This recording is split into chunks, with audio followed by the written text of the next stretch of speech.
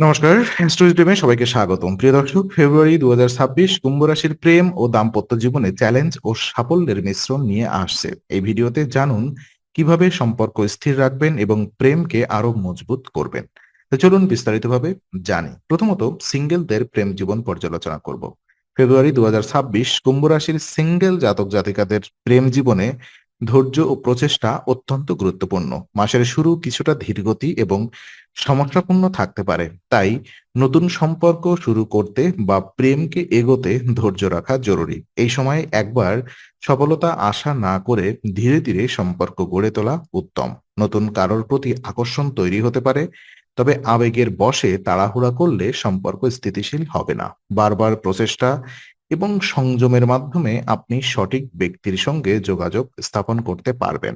হাল না ছাড়লে সম্পর্কের ভিত্তি শক্ত হবে। বিশেষভাবে বন্ধু থেকে প্রেমে পরিণত হওয়ার সম্ভাবনা এই মাসে বেশি। সুতরাং ধৈর্য এবং সতর্কতা রাখলেই প্রেমের পথ প্রশস্ত হবে এবং সাফল্য আসবে। আর ওদিকে প্রেমে থাকা জাতক জাতিকাদের জন্য যারা ইতিমধ্যেই প্রেমের সম্পর্কে রয়েছেন তাদের জন্য ফেব্রুয়ারি মাস কিছুটা চ্যালেঞ্জিং ও পরীক্ষার সময় হবে।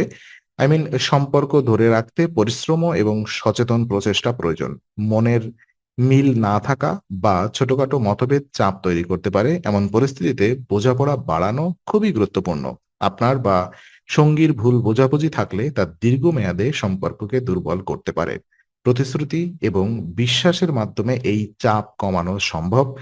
এছাড়াও সময় নিয়ে একে অপরকে বোঝার চেষ্টা করলে সম্পর্ক আরো দৃঢ় ও স্থিতিশীল হবে। মাসটি শেখাবে প্রেমকে সফল করতে শুধু অনুভূতি নয়, ধৈর্য, বোঝাপড়া এবং সচেতন প্রচেষ্টা অপরিহার্য।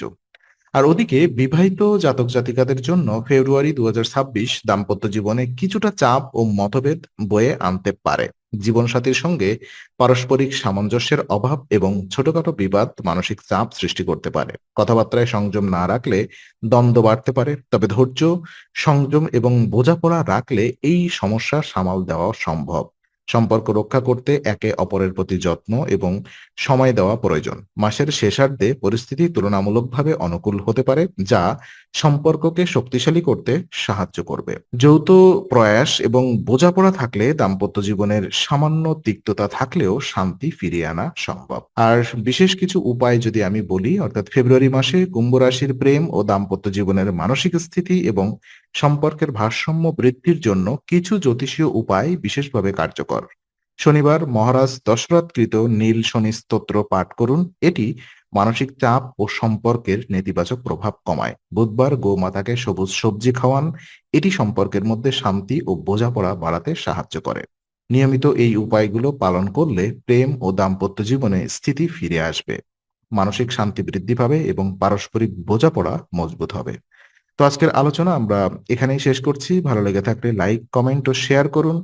আরো এমন ভিডিও পেতে অবশ্যই চ্যানেলটি সাবস্ক্রাইব করুন। আবার দেখা হবে। ততক্ষণ ভালো থাকুন, শান্তিতে থাকুন। নমস্কার।